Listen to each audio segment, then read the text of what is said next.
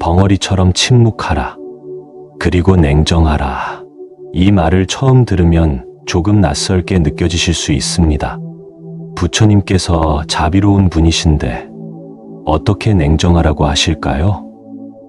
그리고 벙어리처럼 침묵하라니. 이것은 도대체 무슨 의미일까요? 70년을 살아오면서 깨달은 것이 있으신가요? 많은 분들이 이렇게 말씀하십니다. 말을 좀 덜 할 걸, 화를 좀 덜 낼 걸, 좀 더 참을 걸. 그렇습니다. 우리는 모두 비슷한 후회를 안고 살아갑니다. 하지만 시간은 되돌릴 수 없습니다. 이미 한 말은 주워 담을 수 없고 이미 상처 준 마음은 쉽게 회복되지 않습니다. 어제 자식에게 했던 그 말, 지난주 며느리에게 했던 그 한마디, 한 달 전 친구에게 던진 그 차가운 목소리, 모두 다시 되돌릴 수 없는 것들입니다. 그렇다면 우리는 그냥 후회하며 살아야 할까요? 아닙니다. 오늘부터라도 바꿀 수 있습니다. 부처님께서는 말씀하셨습니다. 늦었다고 생각할 때가 가장 빠른 때라고 말입니다. 지금 이 순간 여러분의 나이가 50대든 60대든 70대든 상관없습니다. 오늘부터 바꾸면 됩니다. 그리고 그 변화의 시작은 바로 침묵입니다. 하지만 이것은 그냥 말을 안 하는 침묵이 아닙니다. 오늘 함께 배울 침묵은 지혜의 침묵입니다. 사실 이 짧은 문장 속에는 우리가 평생 찾아 헤맨 모든 지혜가 담겨 있습니다. 여러분께서 지금 겪고 계신 모든 고통, 모든 갈등, 모든 후회의 근원이 바로 여기에 있습니다. 우리는 말해야 할 때 침묵하고 침묵해야 할 때 말합니다. 우리는 냉정해야 할 때 감정적이고 따뜻해야 할 때 차갑습니다. 이 모든 것이 뒤바뀌어 있기 때문에 우리는 고통받습니다. 하지만 오늘 이 시간을 통해 여러분은 이 모든 것을 바로잡을 수 있습니다. 오늘 아침 일어나셨을 때 마음이 어떠셨나요? 편안하셨나요? 아니면 어제 있었던 일이 자꾸 떠오르셨나요?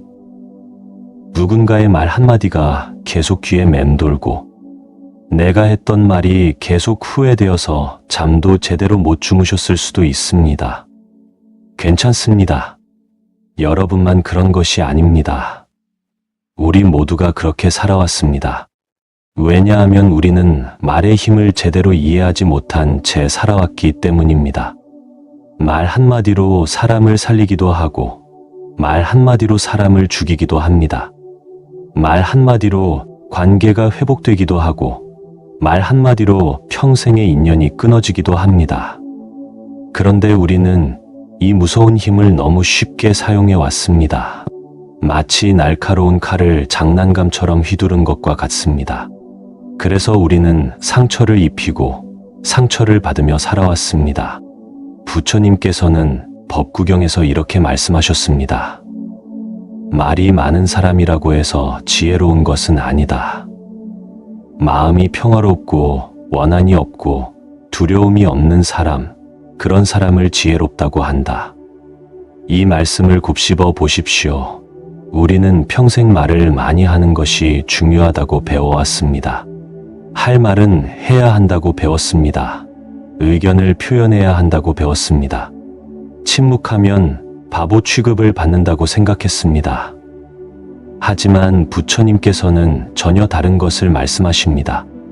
진짜 지혜로운 사람은 말이 많은 사람이 아니라 마음이 평화로운 사람이라고 하십니다.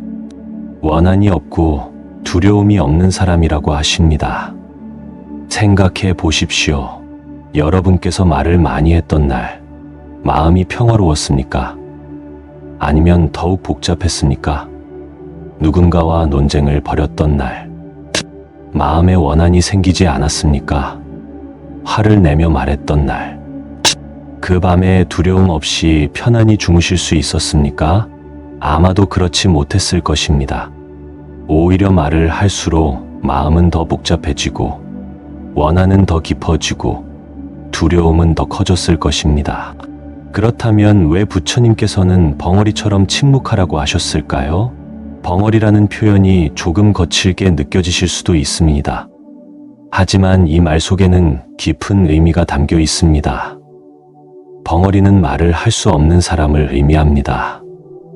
하지만 말을 할 수 없다고 해서 의사소통을 못하는 것은 아닙니다. 오히려 더 깊은 소통을 할 수 있습니다. 눈빛으로, 표정으로, 몸짓으로, 그리고 무엇보다 마음으로 소통합니다. 부처님께서는 우리에게 말하십니다. 입으로만 떠드는 소통을 멈추라고 말입니다. 그리고 마음으로 소통하라고 말입니다. 진정한 소통은 말이 많다고 해서 이루어지는 것이 아니라 마음이 통해야 이루어지는 것이기 때문입니다.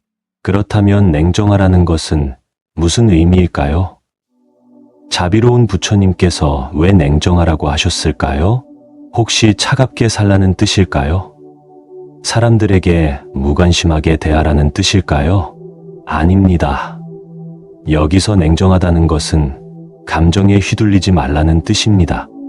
분노에 휩싸여 말하지 말라는 뜻입니다. 슬픔에 빠져 판단을 흐리지 말라는 뜻입니다. 기쁨에 들떠서 경솔하게 행동하지 말라는 뜻입니다. 부처님께서는 수타니파타에서 이렇게 말씀하셨습니다. 성난 사람에게 성을 내지 말고 악한 사람을 악으로 대하지 말라. 평화로운 마음으로 모든 것을 바라보라. 이것이 바로 냉정함입니다. 냉정하다는 것은 차갑다는 것이 아니라 평정심을 유지한다는 것입니다. 어떤 상황에서도 흔들리지 않는 마음을 가진다는 것입니다. 여러분께서는 이런 경험이 있으실 것입니다. 화가 나서 했던 말을 나중에 후회한 경험 말입니다. 그때는 너무 화가 나서 참을 수가 없었습니다. 그래서 쏟아내고 말았습니다. 하지만 시간이 지나고 나니 후회가 되었습니다. 왜 그랬을까요? 냉정하지 못했기 때문입니다. 감정에 휘둘렸기 때문입니다. 만약 그 순간 냉정함을 유지했더라면, 침묵을 지켰더라면 그런 후회를 하지 않아도 되었을 것입니다. 부처님께서는 우리에게 말씀하십니다. 감정은 파도와 같다고 말입니다. 일어났다가 사라집니다. 하지만 우리는 그 파도에 휩쓸려 표류합니다. 그리고 나중에 후회합니다. 하지만 냉정함을 유지하는 사람은 다릅니다. 파도를 바라볼 뿐 파도에 휩쓸리지 않습니다. 감정이 일어나는 것을 느끼지만 그 감정에 따라 행동하지 않습니다.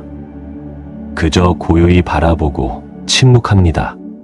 이것이 바로 벙어리처럼 침묵하고 냉정하게 사는 삶입니다. 이것은 약한 사람의 도피가 아닙니다. 오히려 강한 사람만이 할 수 있는 선택입니다. 생각해 보십시오. 누군가 여러분에게 화를 낼 때 그 사람에게 똑같이 화를 내는 것은 쉽습니다. 누구나 할 수 있습니다. 하지만 침묵을 지키는 것은 어렵습니다.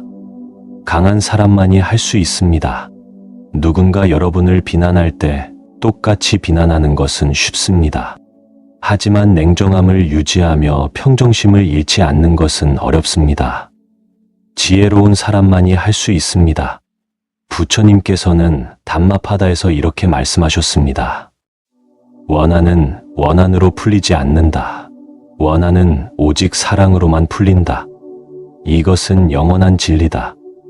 이 말씀을 듣고도 우리는 여전히 원한으로 원한에 대응합니다. 화로 화에 대응합니다.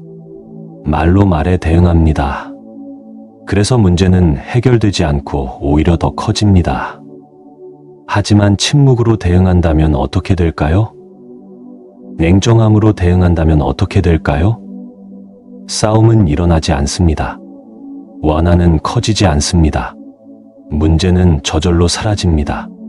이것이 바로 부처님께서 우리에게 가르쳐 주신 지혜입니다. 오늘 이 시간, 우리는 부처님의 40가지 가르침을 통해 이 지혜를 배우게 될 것입니다. 첫 번째 가르침입니다. 부처님께서는 이렇게 말씀하셨습니다. 말을 하기 전에 3가지를 생각하라. 첫째, 이것이 진실인가? 둘째, 이것이 필요한가? 셋째, 이것이 친절한가? 이 세 가지만 기억해도 우리의 삶은 완전히 달라질 것입니다. 오늘 하루를 돌이켜 보십시오.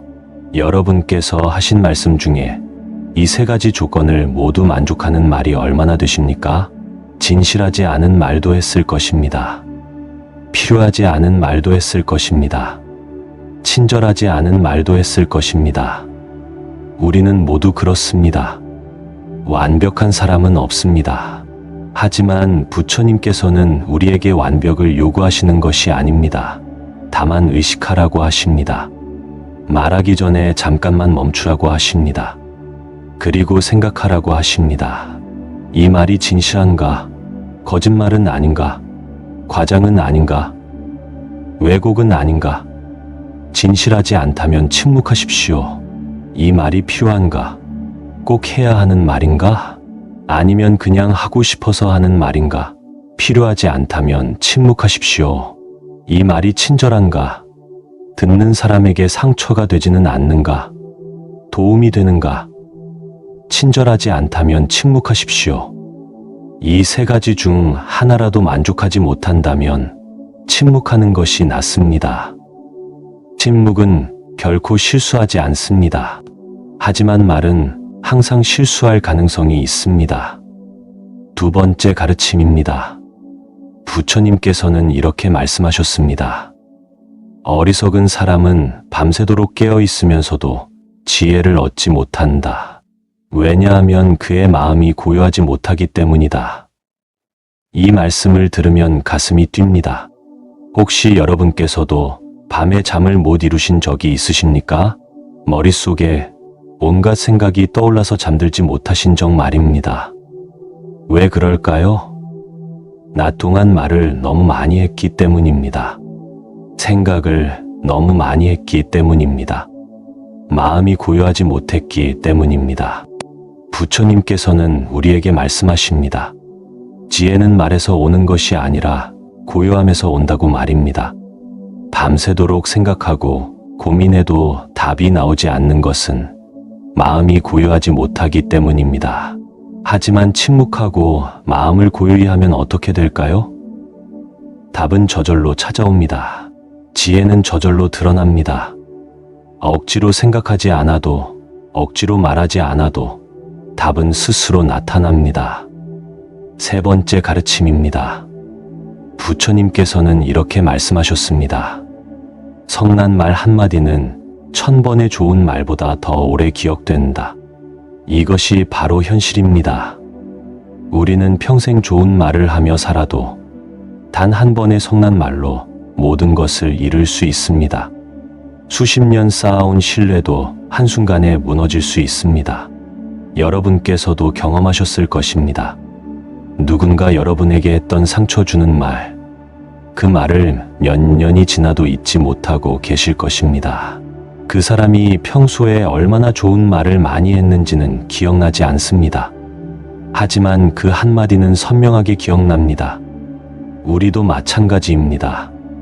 우리가 누군가에게 했던 성난 말, 그 사람은 평생 기억할 것입니다.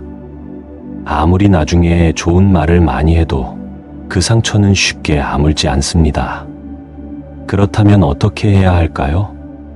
성내지 말아야 합니다. 하지만 우리는 사람입니다. 감정이 있습니다. 화가 날 때도 있고 속상할 때도 있습니다. 부처님께서는 우리에게 화를 내지 말라고 하시지 않습니다. 다만 화가 날 때 말하지 말라고 하십니다. 침묵하라고 하십니다. 냉정함을 유지하라고 하십니다. 화는 일어날 수 있습니다. 하지만 그 화를 말로 표현하는 순간 돌이킬 수 없는 일이 벌어집니다. 그래서 침묵해야 합니다. 벙어리처럼 침묵해야 합니다. 네 번째 가르침입니다. 부처님께서는 이렇게 말씀하셨습니다. 침묵하는 사람이 비난받기도 하고 말이 많은 사람이 비난받기도 하고 적당히 말하는 사람도 비난받는다. 세상에 비난받지 않는 사람은 없다. 이 말씀은 우리에게 큰 자유를 줍니다.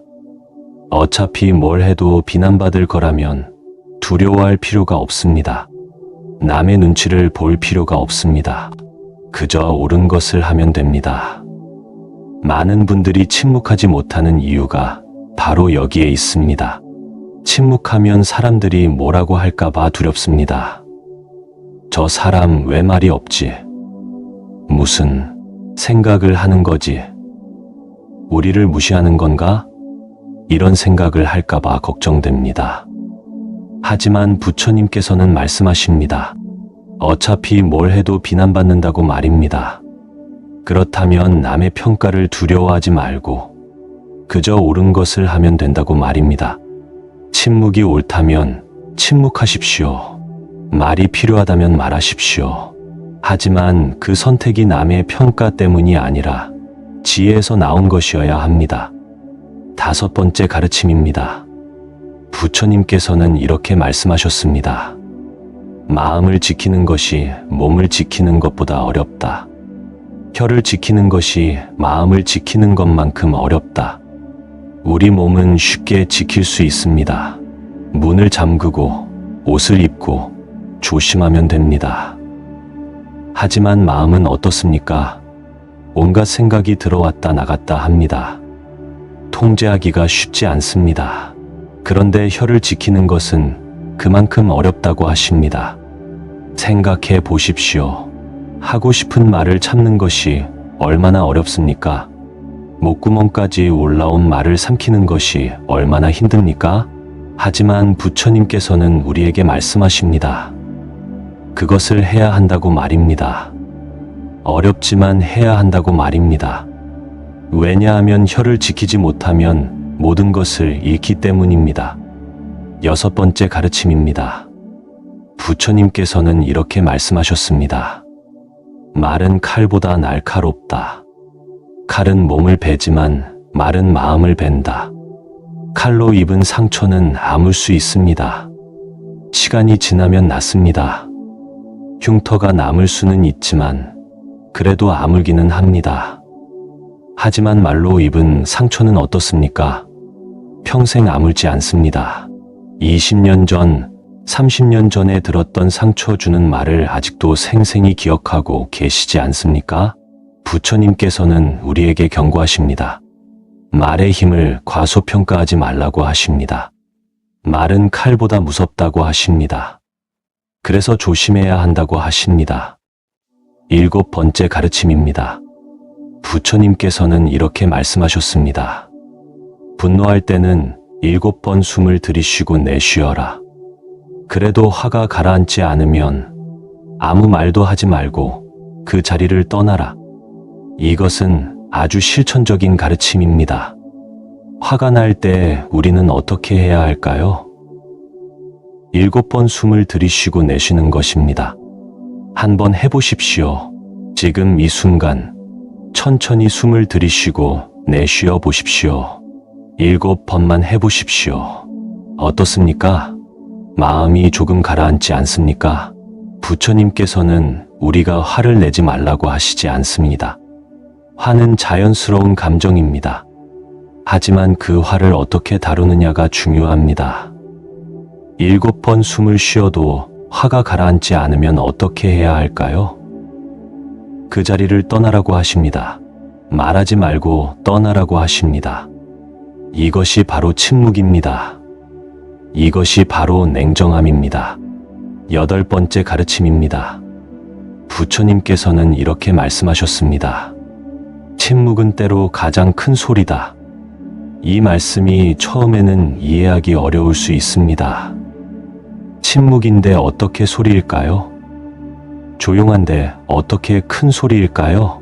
하지만 생각해 보십시오. 누군가 여러분에게 화를 내며 큰 소리로 떠들 때 여러분이 조용히 침묵한다면 어떻게 될까요? 그 침묵이 오히려 더 큰 울림으로 다가옵니다. 말로 대응하면 싸움이 됩니다. 소리로 대응하면 소음이 됩니다. 하지만 침묵으로 대응하면 상대방은 스스로를 돌아보게 됩니다. 자신의 말이 얼마나 부끄러운 것인지 깨닫게 됩니다. 부처님께서는 한 제자에게 이런 이야기를 들려주셨습니다. 어느 마을에 욕을 잘하는 사람이 있었습니다. 그 사람은 부처님을 찾아와서 온갖 욕설을 퍼부었습니다. 하지만 부처님께서는 한마디도 대꾸하지 않으셨습니다. 그저 고요히 앉아 계셨습니다. 욕을 다한 그 사람이 물었습니다. 왜 아무 말도 하지 않습니까? 부처님께서 대답하셨습니다. 만약 누군가 선물을 주는데 내가 받지 않는다면 그 선물은 누구의 것이 되겠는가? 그 사람이 대답했습니다. 주려던 사람의 것이 되겠지요. 부처님께서 말씀하셨습니다. 그렇다. 나는 그대의 욕을 받지 않는다. 그러니 그 욕은 모두 그대에게 돌아간다. 이것이 바로 침묵의 힘입니다. 받지 않으면 됩니다. 대응하지 않으면 됩니다. 그러면 모든 것은 상대방에게 돌아갑니다. 9번째 가르침입니다. 부처님께서는 이렇게 말씀하셨습니다. 지혜로운 사람은 듣기는 빠르고 말하기는 느리다. 우리에게는 귀가 2개, 입이 하나 있습니다. 이것은 우연이 아닙니다. 말하는 것보다 듣는 것을 2배로 하라는 뜻입니다. 하지만 우리는 어떻습니까? 듣기보다 말하기를 좋아합니다. 상대방의 말이 끝나기도 전에 끼어듭니다. 상대방이 무슨 말을 하려는지 알아보려 하지 않고 내 말부터 하려고 합니다. 이것은 지혜롭지 못한 행동입니다.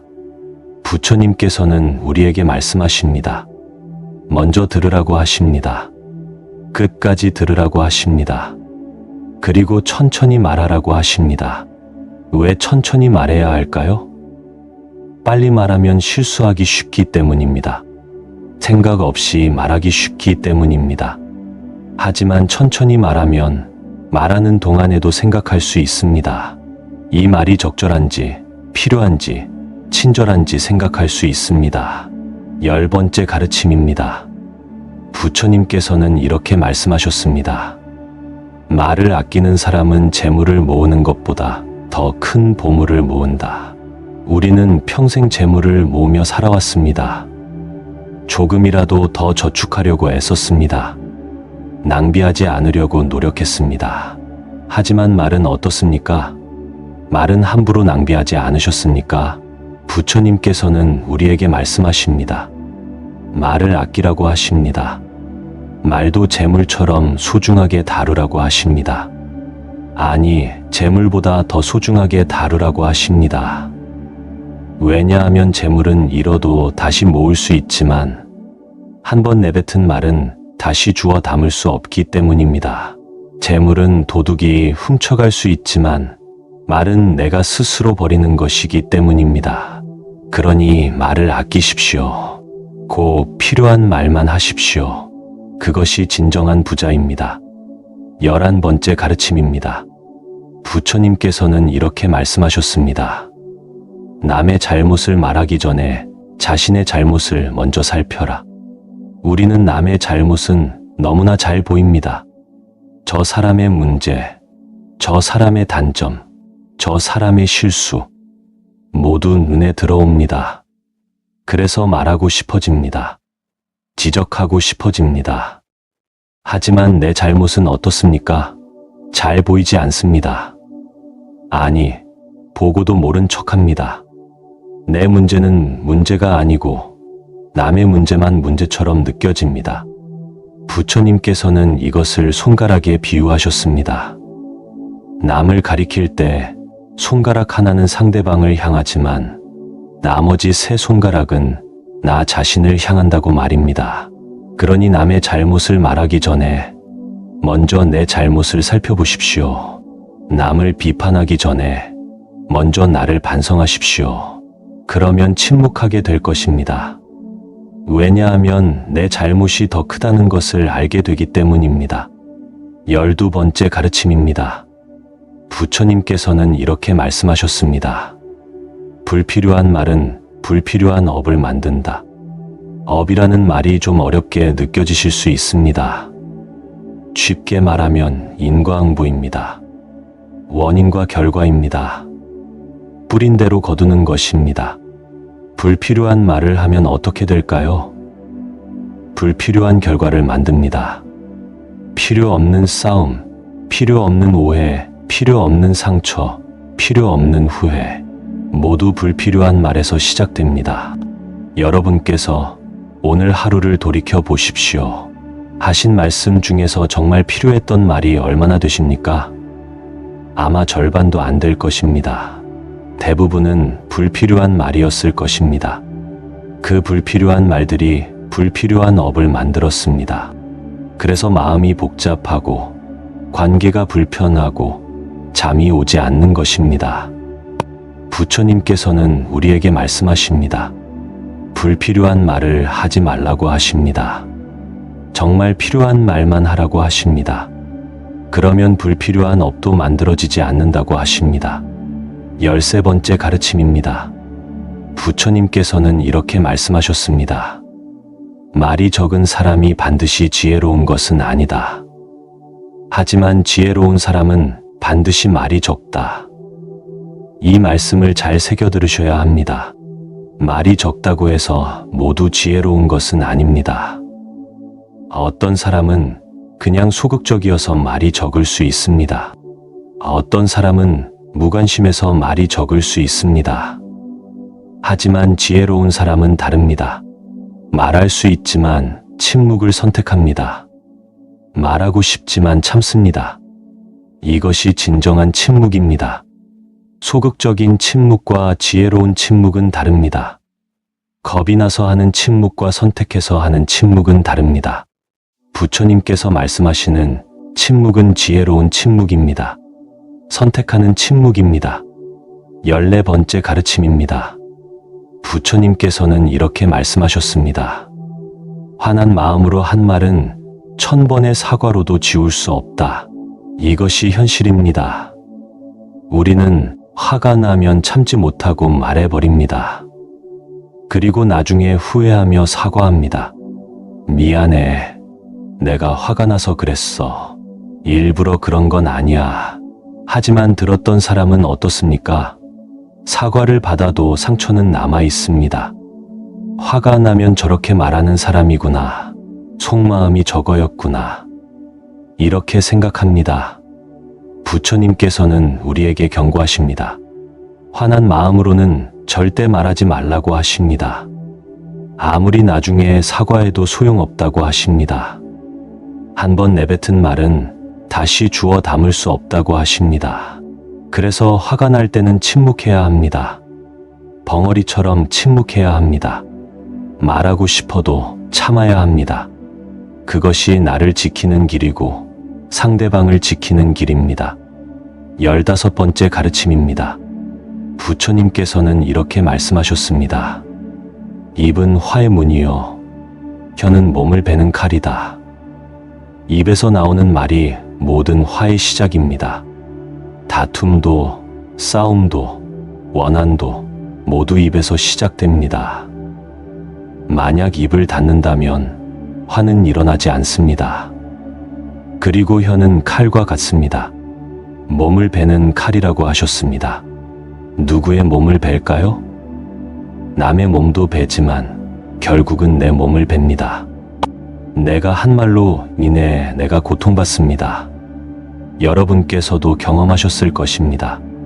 누군가에게 상처 주는 말을 했을 때 상대방도 아프지만 나도 아팠던 경험 말입니다. 양심의 가책, 후회, 죄책감. 이 모든 것이 나를 아프게 합니다. 그러니 혀를 조심하십시오. 칼을 함부로 휘두르지 않듯이 혀도 함부로 놀리지 마십시오. 16번째 가르침입니다. 부처님께서는 이렇게 말씀하셨습니다. 좋은 말을 하지 못할 바에는 차라리 침묵하라. 우리는 때때로 좋은 말을 하려고 애씁니다. 위로하려고, 격려하려고, 조언하려고 말합니다. 하지만 그 말이 항상 좋은 결과를 가져오는 것은 아닙니다. 때로는 위로가 상처가 되기도 합니다. 격려가 부담이 되기도 합니다. 조언이 잔소리가 되기도 합니다. 좋은 의도로 한 말이 나쁜 결과를 가져오기도 합니다. 부처님께서는 우리에게 말씀하십니다. 좋은 말을 하지 못할 바에는 차라리 침묵하라고 하십니다. 침묵은 결코 나쁜 결과를 가져오지 않는다고 하십니다. 상대방이 힘들어할 때 무슨 말을 해야 할지 모르겠다면 침묵하십시오. 그저 곁에 있어 주십시오. 그것만으로도 충분합니다. 17번째 가르침입니다. 부처님께서는 이렇게 말씀하셨습니다. 말은 적게, 행동은 많이 하라. 우리는 말은 많이 하면서 행동은 적게 합니다. 해야지 하면서 실제로는 하지 않습니다. 이렇게 살아야 해 하면서 정작 그렇게 살지 않습니다. 부처님께서는 이것을 꾸짖으십니다. 말만 많은 사람은 신뢰받지 못한다고 하십니다. 행동으로 보여주는 사람만이 존경받는다고 하십니다. 그러니 말을 줄이십시오. 그리고 그 말을 행동으로 옮기십시오. 사랑한다는 말을 100번 하는 것보다 한 번 안아주는 것이 낫습니다. 미안하다는 말을 1000번 하는 것보다 한 번 잘못을 고치는 것이 낫습니다. 18번째 가르침입니다. 부처님께서는 이렇게 말씀하셨습니다. 침묵할 때를 아는 사람이 말할 때를 아는 사람이다. 언제 말하고 언제 침묵해야 할까요? 이것이 바로 지혜입니다. 말해야 할 때 말하고 침묵해야 할 때 침묵하는 것. 이것이 진정한 지혜입니다. 하지만 우리는 어떻습니까? 침묵해야 할 때 말하고 말해야 할 때 침묵합니다. 그래서 문제가 생깁니다. 부처님께서는 우리에게 말씀하십니다. 먼저 침묵할 때를 배우라고 하십니다. 침묵할 때를 아는 사람이 말할 때도 안다고 하십니다. 대부분의 경우 침묵이 정답입니다. 말이 필요한 경우는 생각보다 적습니다. 그러니 확신이 서지 않으면 침묵하십시오. 그것이 안전합니다. 19번째 가르침입니다. 부처님께서는 이렇게 말씀하셨습니다. 남을 판단하는 말을 하기 전에 그 사람의 입장에서 생각해보라. 우리는 너무 쉽게 남을 판단합니다. 저 사람은 이래서 안 돼. 저 사람은 왜 저렇게 행동할까? 하지만 그 사람의 입장은 생각해보지 않습니다. 부처님께서는 우리에게 말씀하십니다. 판단하기 전에 이해하려고 노력하라고 하십니다. 그 사람이 왜 그렇게 행동했는지, 어떤 사정이 있었는지 생각해 보라고 하십니다. 그러면 판단하는 말을 하기 어려워집니다. 오히려 이해하게 되고 연민이 생깁니다. 그러면 자연스럽게 침묵하게 됩니다. 20번째 가르침입니다. 부처님께서는 이렇게 말씀하셨습니다. 말을 많이 한다고 해서 문제가 해결되는 것은 아니다. 우리는 문제가 생기면 말로 해결하려고 합니다. 설명하고 변명하고 이유를 대고 설득하려고 합니다. 하지만 말이 많아질수록 문제는 더 복잡해집니다. 부처님께서는 우리에게 다른 방법을 제시하십니다. 침묵하고 기다리라고 하십니다. 시간이 많은 문제를 해결한다고 하십니다. 급하게 말로 해결하려고 하지 마십시오. 침묵하고 기다리십시오. 그러면 저절로 해결되는 경우가 많습니다. 21번째 가르침입니다. 부처님께서는 이렇게 말씀하셨습니다. 마음이 평화로운 사람은 말이 적고 마음이 어지러운 사람은 말이 많다. 우리 주변을 보십시오. 말이 많은 사람은 대부분 마음이 불안합니다. 끊임없이 말을 해야 안심이 됩니다. 침묵하면 불안해집니다. 하지만 마음이 평화로운 사람은 다릅니다. 침묵이 편안합니다. 굳이 말하지 않아도 괜찮습니다. 침묵 속에서 평화를 느낍니다. 여러분은 어떠십니까? 혹시 계속 말을 하고 있지는 않으십니까? 그렇다면 마음이 불안하다는 신호입니다. 침묵을 연습하십시오. 그러면 마음의 평화를 찾을 수 있습니다. 22번째 가르침입니다. 부처님께서는 이렇게 말씀하셨습니다. 듣지 않은 것을 말하지 말고 보지 않은 것을 전하지 말라. 소문, 뒷담화, 카더라 통신. 우리는 이런 것들을 너무 쉽게 말합니다. 직접 듣지도 보지도 않은 것을 마치 사실인 것처럼 전합니다. 부처님께서는 이것을 엄격히 금하십니다. 확인하지 않은 것을 말하지 말라고 하십니다. 그것은 거짓말과 같다고 하십니다. 누군가에 대한 소문을 들었을 때 그것을 다시 전하고 싶은 마음이 들 것입니다. 하지만 침묵하십시오. 확인되지 않은 것은 말하지 마십시오. 23번째 가르침입니다. 부처님께서는 이렇게 말씀하셨습니다. 침묵은 수행이다. 침묵은 단순히 말을 안 하는 것이 아닙니다. 침묵은 수행입니다. 마음을 다스리는 수행입니다. 자신을 통제하는 수행입니다. 말하고 싶은 마음을 참는 것, 이것이 수행입니다. 하고 싶은 말을 삼키는 것, 이것이 수행입니다. 쉽지 않습니다. 하지만 그래서 수행입니다. 부처님께서는 우리에게 말씀하십니다. 매일 조금씩 침묵을 연습하라고 하십니다. 처음에는 어렵지만 점점 쉬워진다고 하십니다. 그리고 침묵이 습관이 되면 마음의 평화가 찾아온다고 하십니다. 24번째 가르침입니다. 부처님께서는 이렇게 말씀하셨습니다. 냉정함은 무관심이 아니라 지혜다. 우리는 냉정함을 차갑다고 생각합니다. 무관심하다고 생각합니다. 하지만 부처님께서 말씀하시는 냉정함은 다릅니다. 냉정함은 감정에 휘둘리지 않는 것입니다. 상황을 있는 그대로 보는 것입니다. 판단을 흐리지 않는 것입니다. 이것이 진정한 냉정함입니다. 누군가 여러분에게 화를 낼 때 똑같이 화를 내는 것은 쉽습니다. 하지만 냉정함을 유지하며 상황을 객관적으로 보는 것은 어렵습니다. 이것이 지혜입니다. 25번째 가르침입니다. 부처님께서는 이렇게 말씀하셨습니다. 말은 행동의 그림자다. 우리가 하는 말은 우리의 행동을 반영합니다. 선한 행동을 하는 사람은 선한 말을 합니다.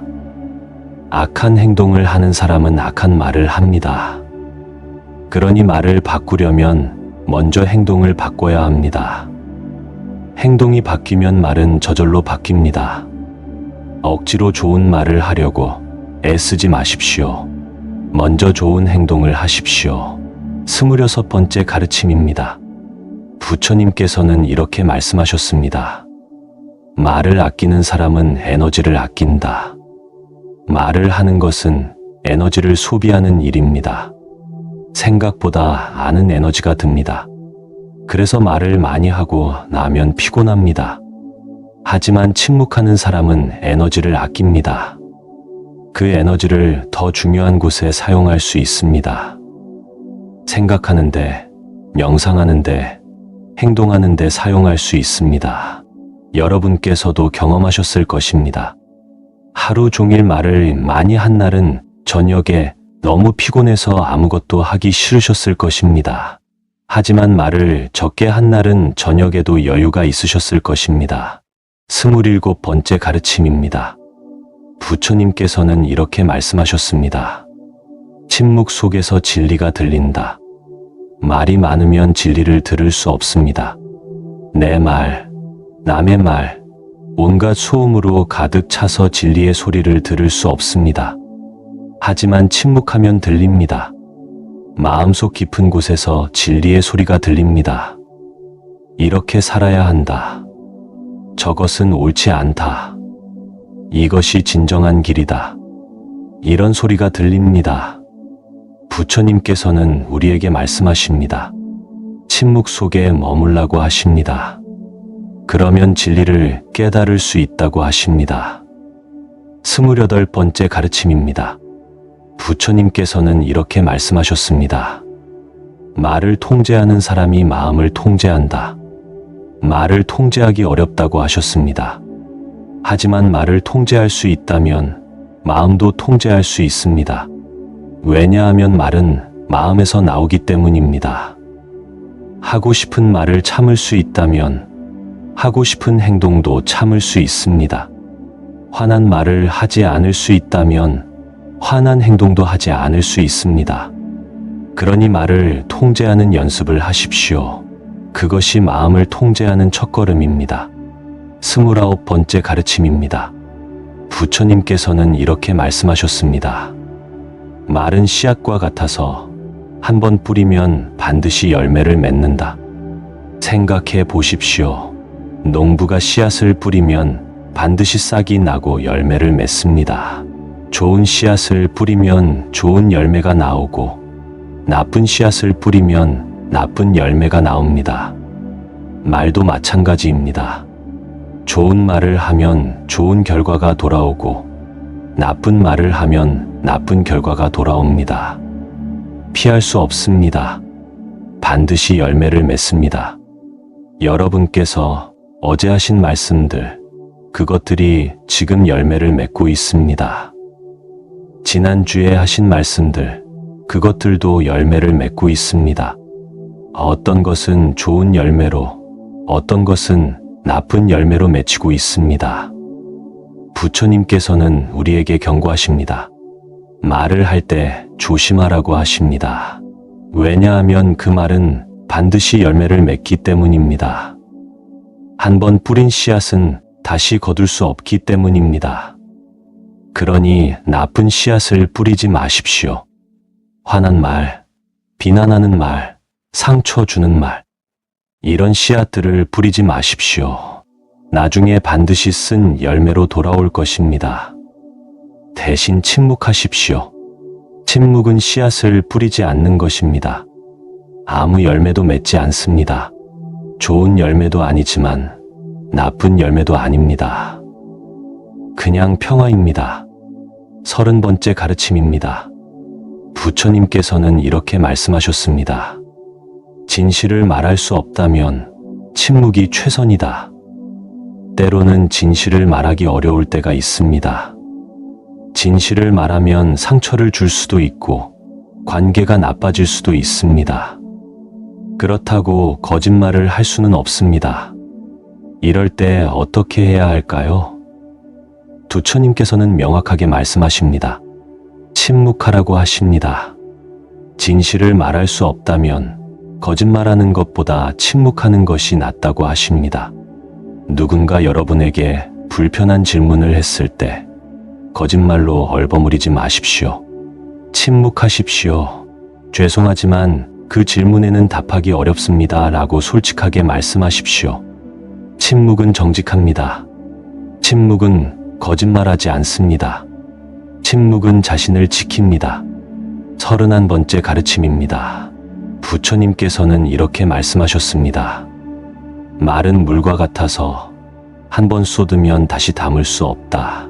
물을 컵에 담아 놓았다가 쏟으면 어떻게 됩니까? 다시 담을 수 없습니다. 아무리 노력해도 쏟아진 물은 다시 컵에 담을 수 없습니다.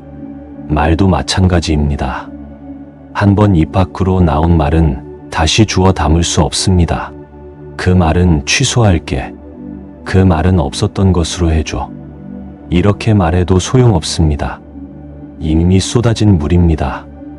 부처님께서는 우리에게 말씀하십니다. 말하기 전에 신중하라고 하십니다. 한번 쏟으면 다시 담을 수 없기 때문입니다. 컵을 기울이기 전에 생각하십시오. 정말 이 물을 쏟을 것인가? 정말 이 말을 할 것인가? 한 번 더 생각하십시오. 그러면 많은 실수를 피할 수 있습니다. 32번째 가르침입니다. 부처님께서는 이렇게 말씀하셨습니다. 침묵은 때로 가장 큰 사랑이다. 사랑하는 사람에게 우리는 많은 말을 하고 싶어집니다. 사랑해, 보고 싶어, 걱정돼. 이런 말들을 계속하고 싶어집니다. 하지만 때로는 침묵이 더 큰 사랑입니다. 상대방이 힘들어할 때, 무슨 말을 해야 할지 모를 때, 그저 곁에 있어 주는 것. 아무 말 없이 손을 잡아주는 것. 이것이 더 큰 사랑일 수 있습니다. 부처님께서는 우리에게 말씀하십니다. 사랑은 말로만 표현되는 것이 아니라고 하십니다. 때로는 침묵이 1000마디 말보다 더 큰 사랑이라고 하십니다. 자식이 힘들어할 때 잔소리하지 마십시오. 조언하지 마십시오. 그저 곁에 있어 주십시오. 침묵으로 사랑을 표현하십시오. 33번째 가르침입니다. 부처님께서는 이렇게 말씀하셨습니다. 화는 입에서 시작되고 평화는 침묵에서 시작된다. 모든 다툼, 모든 싸움, 모든 전쟁은 어디서 시작됩니까? 말에서 시작됩니다.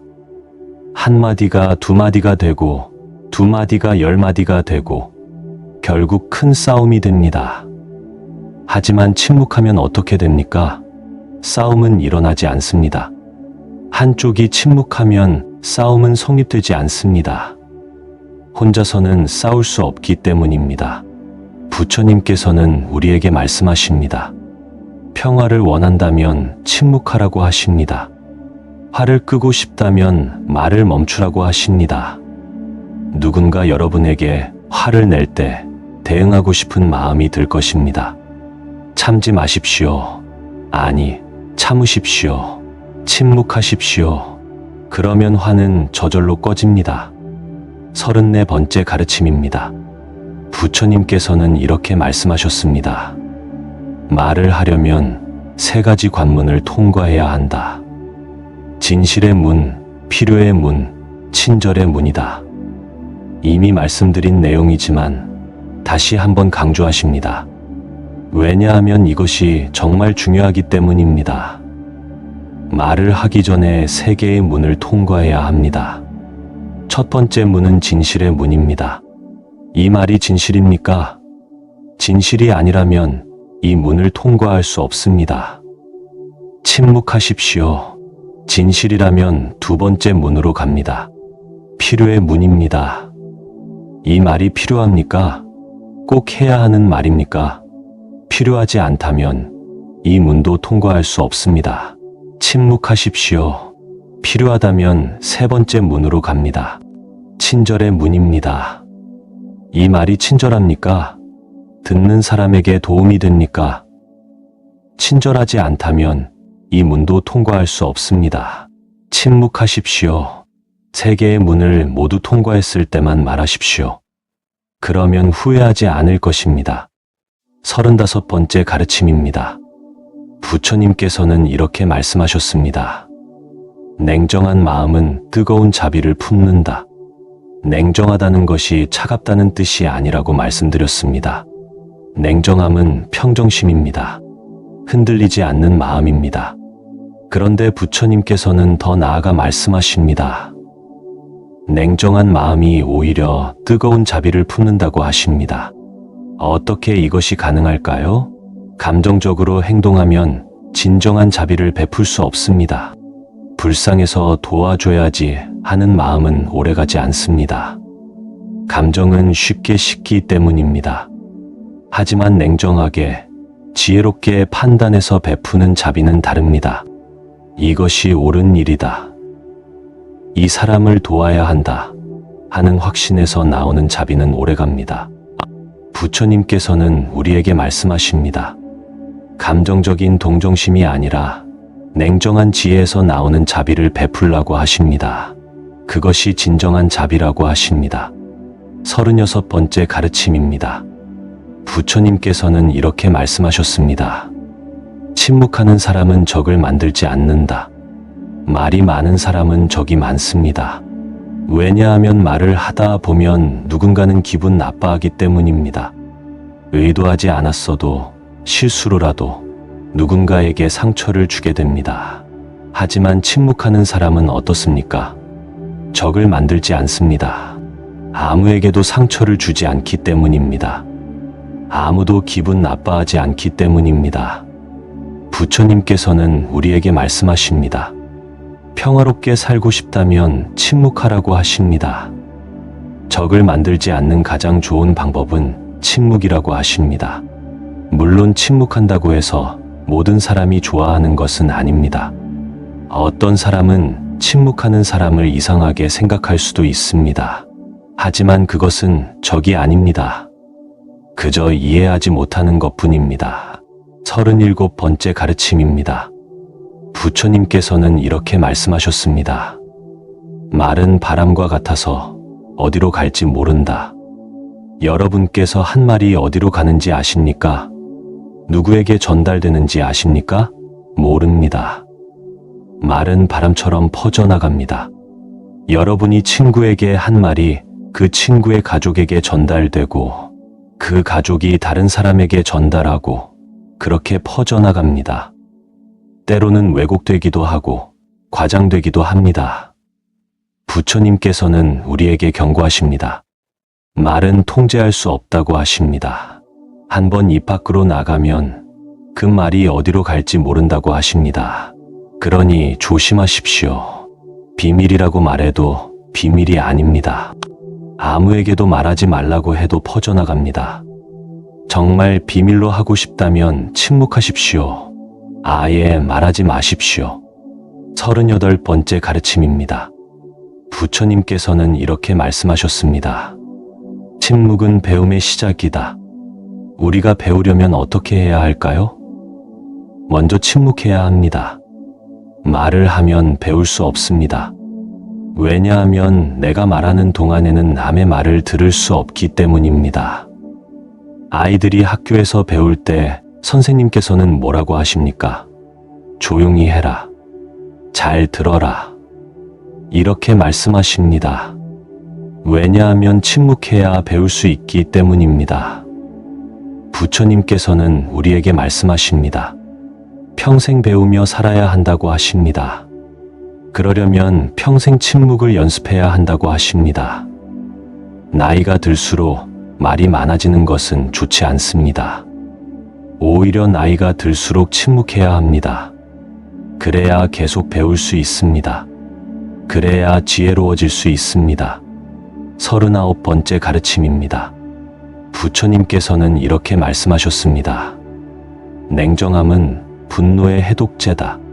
분노는 독과 같습니다. 마음을 독살합니다. 몸을 독살합니다. 관계를 독살합니다. 분노는 정말 무서운 독입니다. 이 독의 해독제가 무엇일까요? 바로 냉정함입니다. 냉정하게 상황을 바라보면 분노가 사라집니다. 냉정하게 생각하면 화가 가라앉습니다. 부처님께서는 우리에게 말씀하십니다. 화가 날 때 냉정해지려고 노력하라고 하십니다. 감정에 휩싸이지 말고 한 걸음 물러서서 상황을 바라보라고 하십니다.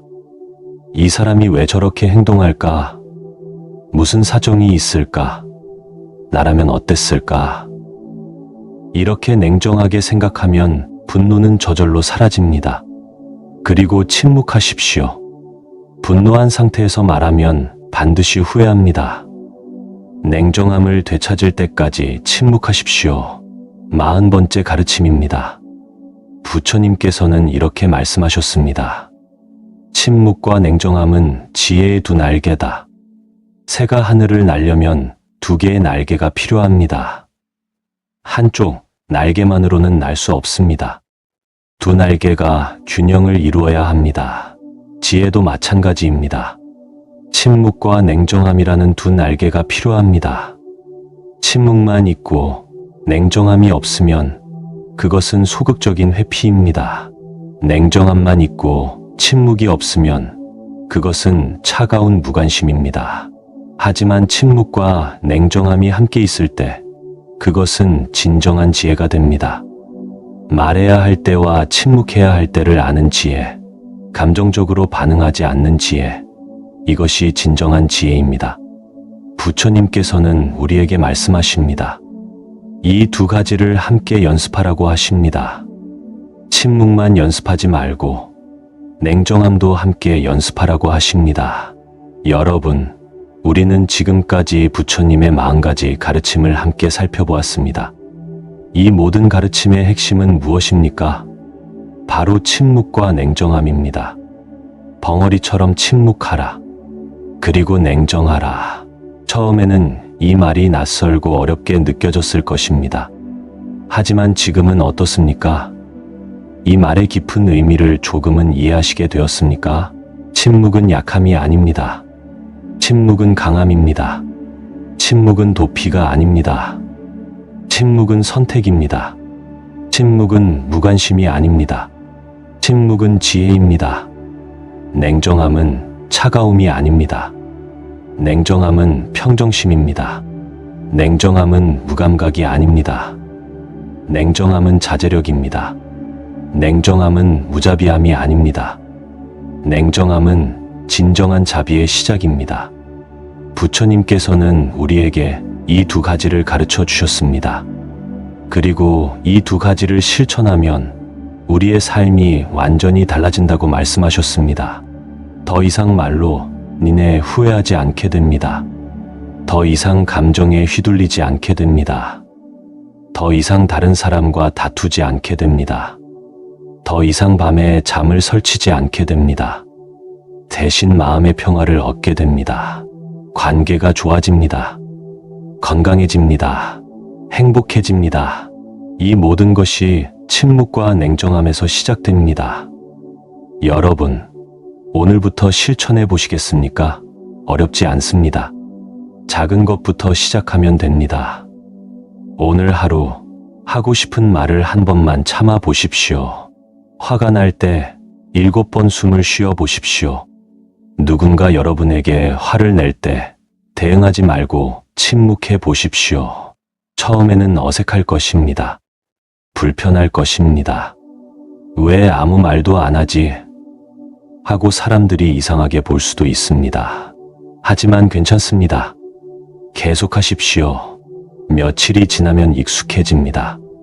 몇 주가 지나면 자연스러워집니다. 몇 달이 지나면 습관이 됩니다. 그리고 1년이 지나면 여러분은 완전히 다른 사람이 되어 있을 것입니다. 말이 적어지고, 마음이 평화로워지고, 관계가 좋아지고, 건강해지고, 행복해질 것입니다. 주변 사람들이 여러분을 보고 물어볼 것입니다. 어떻게 그렇게 변하셨어요? 무슨 일이 있으셨어요? 그때 여러분은 이렇게 대답하시면 됩니다. 침묵과 냉정함을 배웠어요. 부처님의 가르침을 실천했어요. 부처님께서는 법구경에서 이렇게 말씀하셨습니다. 자신을 잘 다스리는 사람이 세상을 다스릴 수 있다. 자신을 잘 다스린다는 것은 무엇입니까? 자신의 말을 다스리는 것입니다. 자신의 감정을 다스리는 것입니다. 침묵할 때를 아는 것입니다. 냉정함을 유지하는 것입니다. 이것을 할 수 있는 사람이 진정으로 강한 사람입니다. 이것을 할 수 있는 사람이 진정으로 지혜로운 사람입니다. 이것을 할 수 있는 사람이 진정으로 행복한 사람입니다. 여러분께서는 지금까지 말을 많이 하며 살아오셨습니다. 70년을, 60년을, 50년을 그렇게 살아오셨습니다. 하지만 오늘부터는 다르게 사실 수 있습니다. 오늘부터는 침묵을 선택하실 수 있습니다. 오늘부터는 냉정함을 유지하실 수 있습니다. 오늘부터는 지혜롭게 사실 수 있습니다. 늦지 않았습니다. 부처님께서 말씀하셨습니다. 늦었다고 생각할 때가 가장 빠른 때다. 지금이 바로 그때입니다. 지금이 바로 시작할 때입니다. 지금이 바로 변화할 때입니다. 여러분, 부처님께서는 우리에게 침묵과 냉정함을 가르쳐 주셨습니다. 하지만 이것은 단순히 말을 줄이고 감정을 억누르라는 뜻이 아닙니다. 이것은 삶의 방식을 바꾸라는 뜻입니다. 마음의 태도를 바꾸라는 뜻입니다. 생각해 보십시오. 여러분께서 지금까지 살아오시면서 가장 후회되는 순간들은 언제였습니까? 아마도 대부분 말과 관련된 순간들이었을 것입니다. 하지 말아야 할 말을 했던 순간, 해야 할 말을 하지 못했던 순간, 감정적으로 반응했던 순간들 말입니다. 부처님께서는 우리에게 말씀하십니다. 이 모든 후회는 침묵과 냉정함을 몰랐기 때문이라고 하십니다. 만약 그때 침묵했더라면, 만약 그때 냉정함을 유지했더라면 그런 후회는 없었을 것이라고 하십니다. 하지만 과거는 바꿀 수 없습니다. 이미 지나간 일입니다. 그러나 미래는 다릅니다. 미래는 지금 이 순간부터 시작됩니다. 오늘부터 여러분께서 침묵과 냉정함을 실천하신다면 내일은 달라질 것입니다. 부처님께서는 수타니파타에서 이렇게 말씀하셨습니다. 과거를 쫓지 말고 미래를 바라지 말라. 과거는 이미 지나갔고 미래는 아직 오지 않았다. 다만 현재를 바르게 살아라. 현재를 바르게 산다는 것은 무엇입니까? 지금 이 순간 침묵할 때를 아는 것입니다. 지금 이 순간 냉정함을 유지하는 것입니다. 지금 이 순간 지혜롭게 선택하는 것입니다. 여러분께서 아침에 일어나셨을 때 하루를 시작하시기 전에 이렇게 다짐해 보십시오. 오늘 하루 나는 침묵과 냉정함을 실천하겠습니다. 말하기 전에 생각하겠습니다. 감정적으로 반응하지 않겠습니다. 이 다짐을 매일 아침 하십시오. 그리고 저녁에는 하루를 돌아보십시오. 오늘 나는 침묵해야 할 때 침묵했는가? 냉정함을 유지해야 할 때 유지했는가? 솔직하게 자신을 돌아보십시오. 잘했다면 자신을 격려하십시오. 못했다면 반성하십시오. 하지만 자책하지는 마십시오. 우리는 완벽한 사람이 아닙니다. 배워가는 과정입니다. 부처님께서는 제자들에게 이런 이야기를 들려주셨습니다. 어느 날 한 제자가 부처님께 물었습니다. 스승님, 저는 매일 실수를 합니다. 침묵해야 할 때 말하고 냉정해야 할 때 감정적이 됩니다. 저는 결코 깨달음을 얻지 못할 것 같습니다. 부처님께서 대답하셨습니다. 그대가 실수를 인식한다는 것, 그것이 바로 깨달음의 시작이다. 실수를 모르는 사람은 발전할 수 없다. 하지만 실수를 아는 사람은 조금씩 나아간다. 여러분, 이 말씀을 기억하십시오. 실수해도 괜찮습니다. 완벽하지 않아도 괜찮습니다. 중요한 것은 계속 노력하는 것입니다. 포기하지 않는 것입니다. 오늘 침묵에 실패했다면 내일 다시 시도하십시오. 오늘 감정적으로 반응했다면 내일은 냉정함을 유지하려고 노력하십시오.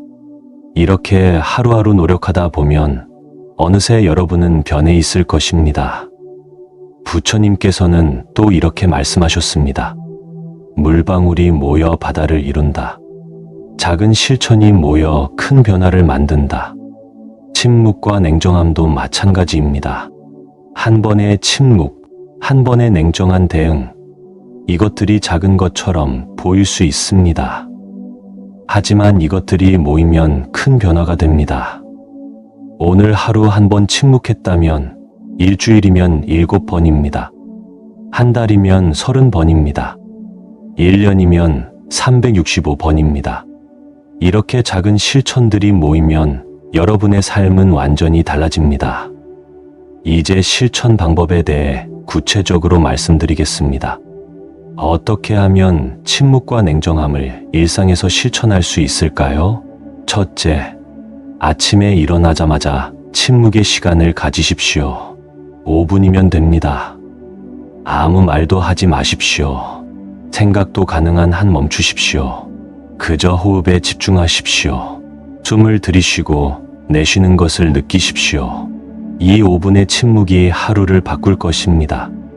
아침에 침묵으로 시작한 하루는 더욱 평화롭습니다. 마음이 고요해집니다. 그 고요함이 하루 종일 여러분과 함께할 것입니다. 둘째, 식사할 때 침묵하십시오. 혼자 식사하시든 가족과 함께 식사하시든 처음 5분은 침묵으로 시작하십시오. 음식을 천천히 씹으시면서 그 맛을 느끼십시오. 감사한 마음으로 식사하십시오. 부처님께서는 식사도 수행이라고 하셨습니다. 말하며 먹으면 음식의 맛을 제대로 느낄 수 없습니다. 하지만 침묵하며 먹으면 음식 하나하나가 감사하게 느껴집니다. 셋째, 누군가 여러분에게 말을 걸 때 바로 대답하지 마십시오. 3초만 기다리십시오. 숨을 한 번 들이쉬고 내쉬십시오. 그리고 대답하십시오. 이 3초가 여러분을 지켜줄 것입니다. 이 3초 동안 여러분은 생각할 수 있습니다. 이 말이 필요한가? 친절한가? 진실한가? 생각하고 대답하는 것과 생각 없이 대답하는 것은 큰 차이가 있습니다. 넷째, 화가 날 때는 그 자리를 떠나십시오. 변명하지 마십시오. 잠깐 화장실 좀 다녀올게요. 물 좀 마시고 올게요. 이렇게 말하고 자리를 떠나십시오. 화장실에 가서든 밖에 나가서든 혼자 있는 시간을 가지십시오. 그리고 7번 깊게 숨을 쉬십시오. 천천히 깊게 의식하면서 숨을 쉬십시오. 그러면 화가 가라앉을 것입니다. 5째, 저녁에 잠자리에 들기 전에 하루를 돌아보십시오. 오늘 내가 한 말 중에 후회되는 것이 있는가? 침묵했어야 했는데 말한 것이 있는가? 냉정해야 했는데 감정적이었던 순간이 있는가? 솔직하게 돌아보십시오. 그리고 반성하십시오. 하지만 자책하지는 마십시오. 대신 다짐하십시오. 내일은 더 잘하겠다. 이렇게 5가지를 매일 실천하십시오. 처음에는 어려울 것입니다. 깜빡 잊을 때도 있을 것입니다. 하지만 계속하십시오. 포기하지 마십시오. 부처님께서는 말씀하셨습니다. 천리 길도 한 걸음부터 시작된다.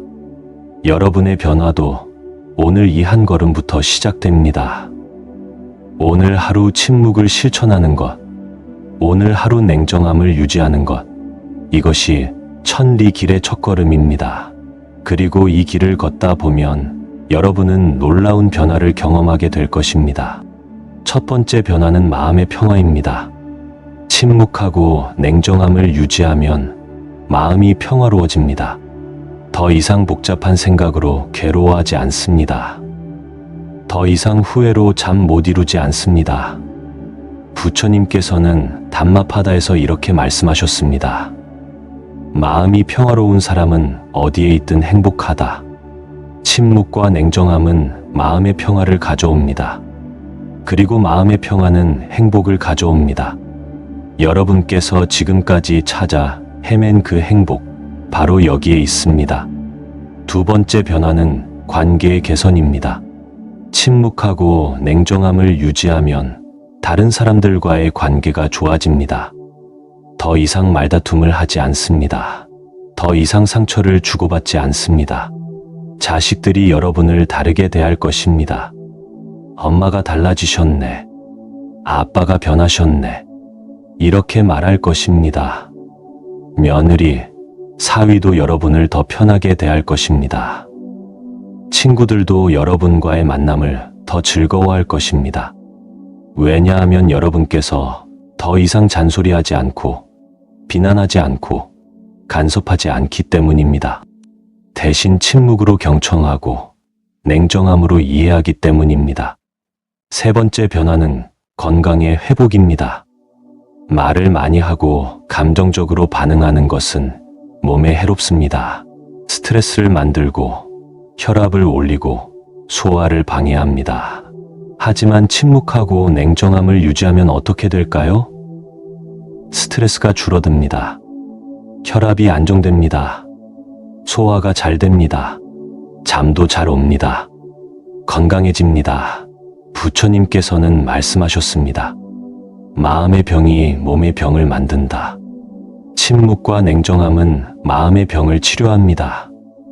그리고 마음의 병이 치료되면 몸의 병도 자연스럽게 좋아집니다. 4번째 변화는 지혜의 성장입니다. 말을 줄이고 침묵하면 더 많이 듣게 됩니다. 더 많이 관찰하게 됩니다. 더 많이 배우게 됩니다. 그리고 냉정함을 유지하면 상황을 더 정확하게 판단할 수 있습니다. 감정에 흐려지지 않은 눈으로 세상을 볼 수 있습니다. 그러면 지혜가 자라납니다. 부처님께서는 말씀하셨습니다. 지혜로운 사람은 적게 말하고 많이 듣는다. 여러분께서 침묵과 냉정함을 실천하시면 자연스럽게 지혜로운 사람이 되실 것입니다. 나이가 들수록 더욱 존경받는 사람이 되실 것입니다. 5번째 변화는 영적 성장입니다. 침묵 속에서 우리는 자신의 내면을 만납니다. 번잡한 말과 생각이 사라지면 진정한 나를 발견할 수 있습니다. 부처님께서는 우리 모두에게 불성이 있다고 하셨습니다. 부처가 될 수 있는 씨앗이 이미 우리 안에 있다고 하셨습니다.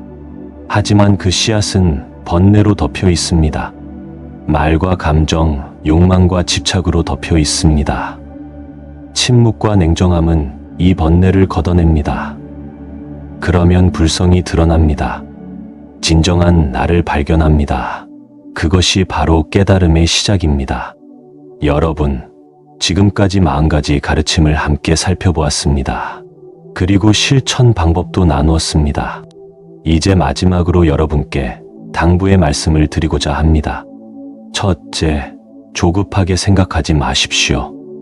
변화는 하루아침에 일어나지 않습니다. 70년을 말하며 살아오신 분이 하루아침에 침묵하는 사람이 될 수는 없습니다. 시간이 필요합니다. 부처님께서도 깨달음을 얻기까지 오랜 시간이 걸렸습니다. 6년 동안 고행하셨습니다. 그리고 마침내 보리수 아래에서 깨달음을 얻으셨습니다. 여러분도 마찬가지입니다.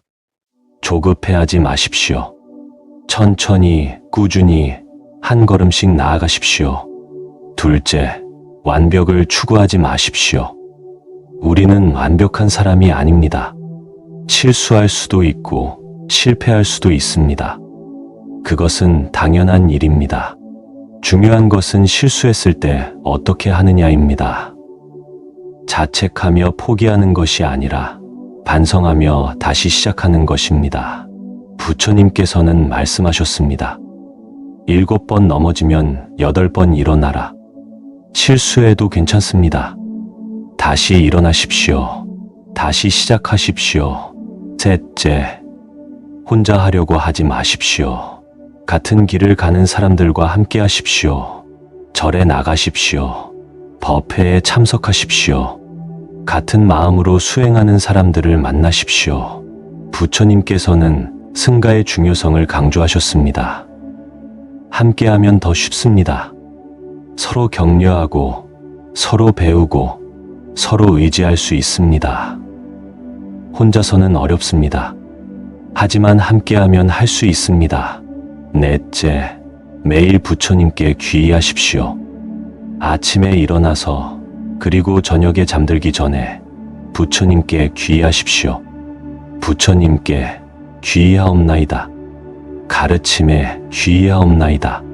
승가에 귀의하옵나이다. 이렇게 3귀의를 외우십시오. 그리고 기도하십시오.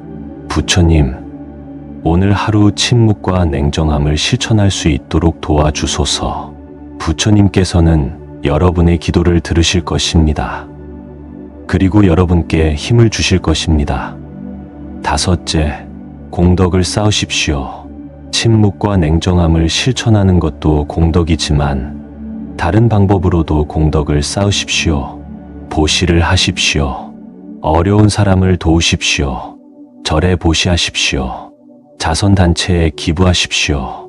재물의 보시뿐만 아니라 시간의 보시, 노력의 보시도 하십시오. 그리고 법보시를 하십시오. 오늘 여러분께서 배운 이 가르침을 다른 사람들과 나누십시오. 자식들에게, 손자들에게, 친구들에게 전하십시오. 부처님께서는 말씀하셨습니다. 법을 전하는 것이 가장 큰 보시다. 여러분께서 오늘 배운 침묵과 냉정함의 가르침을 다른 사람들과 나누십시오. 그것이 가장 큰 공덕입니다. 여러분, 이제 정리하겠습니다. 오늘 우리는 부처님의 40가지 가르침을 함께 살펴보았습니다. 모든 가르침은 하나로 모입니다. 바로 침묵과 냉정함입니다. 벙어리처럼 침묵하라. 그리고 냉정하라. 이 2가지만 기억하십시오. 이 2가지만 실천하십시오. 그러면 여러분의 남은 인생이 완전히 달라질 것입니다. 더 이상 말로 니네 후회하지 않을 것입니다. 더 이상 감정에 휘둘리지 않을 것입니다. 더 이상 다른 사람과 갈등하지 않을 것입니다. 대신 마음의 평화를 얻을 것입니다. 관계가 좋아질 것입니다. 건강해질 것입니다. 지혜로워질 것입니다. 영적으로 성장할 것입니다. 이 모든 것이 침묵과 냉정함에서 시작됩니다.